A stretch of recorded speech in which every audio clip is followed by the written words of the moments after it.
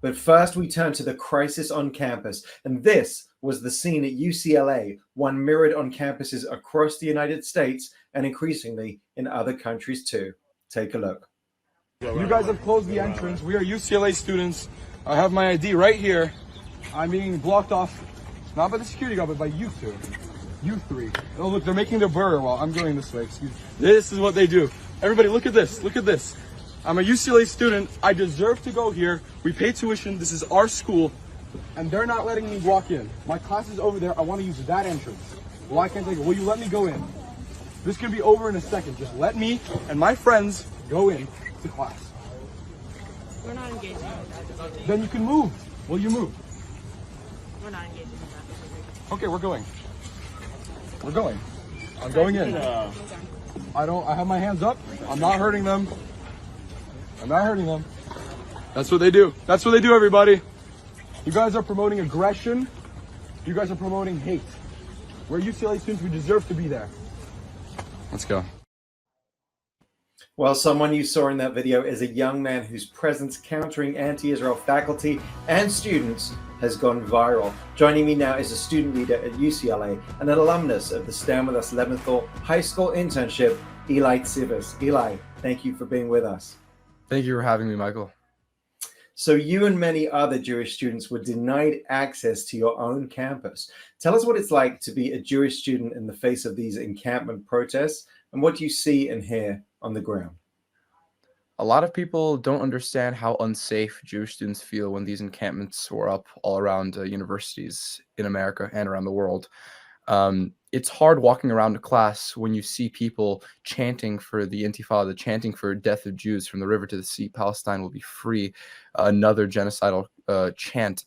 And then it got to the next level when people started physically blocking us access to certain parts of campus, such as the encampment itself, for example, is illegal. They don't have a permit to be there. So it's public land. We were legally allowed to be there, and they didn't let me enter. The video that you just saw was me trying to enter a simple passageway to get to my class, not even the encampment itself. They actually expanded outside of the encampment and started monitoring their own foot traffic. They made their own checkpoints, deciding who can enter and who cannot. And because I'm a Jewish Zionist, Jewish student leader on campus, they know my face. They didn't let me enter. So what's your message to university administrations at this time as these encampments are growing? Well, luckily UCLA did a crackdown on the encampment and invited LAPD to go in and arrest a bunch of students. But to the schools that still have those encampments up and running, I say, look at your Jewish students. They don't feel safe. They can't get to class safely. We are always looking behind our backs because we don't know what could happen when these pro-Hamas protesters might actually try something physically to hurt us. There's a lot of faculty that say we stand with our students, and by that they mean they stand with the encampment. But by saying we stand with our students, you're not standing with your Jewish students. In fact, you're making your Jewish students feel even more unsafe when coming to your class. So what I say to UCLA administration is, administrations of all college campuses around the world is, you need to get rid of your encampment ASAP. And it seems to me there's a big difference between them hiding their faces and you and your friends, out there openly. So what's your assessment of the protesters? Are they just ignorant? That's an excellent question. I like to hope that a lot of them are, but at the same time, I know that the people that are really within the ranks of Students Justice for Palestine, the people that are there, the people that live the encampment, there's no way they have gone weeks without searching up the definition of Zionism, without searching up the definition of Intifada. They know what an Intifada is, right? They want an Intifada. They want to see the genocide of Jews. And the fact that universities are just allowing this to go unnoticed is shocking. Calling for the death of a certain group of people is against almost every single university's code of conduct. These students need to be expelled. And so do you feel there's a double standard against Jewish students?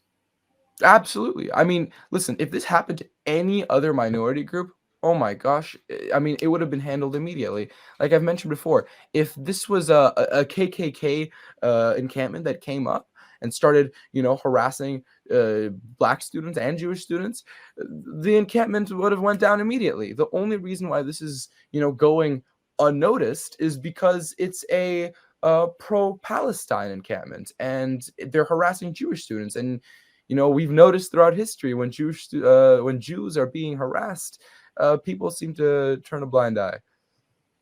And so we saw you standing there in front of the encampment. You're waving the Israeli flag. What's your message to fellow students across America and indeed around the world? Listen, they're going to try to intimidate us for as long as they can. I mean, Jews, throughout history, we've been quiet. And we've been quiet, and there has been so much backlash for us being quiet. And what I say to Jews and Jewish students around the world is, we're done being quiet. We're going to step up to this aggression, to this hate. We're not Jews with trembling knees. And we will be peaceful, because that's what we are. We stand for peace. But at the same time, if we are being harassed, we will have to fight back, whether that's, through talking to the administration, with talking to the police, engaging in healthy conversation and dialogue. But we need to fight back against this anti-Semitism. And you've had these videos of you go viral by doing that very thing, standing up against anti-Semitism. I mentioned you're an alum of the Stand With Us Leventhal High School internship, and we've seen these videos of you calmly responding to a UCLA professor screaming at you, a professor screaming at a student, and she sounds like she doesn't know what she's talking about, and you're calmly responding to her. So I wanted to ask you, what role does education play in your ability to stand there and calmly state facts, speaking truth to power?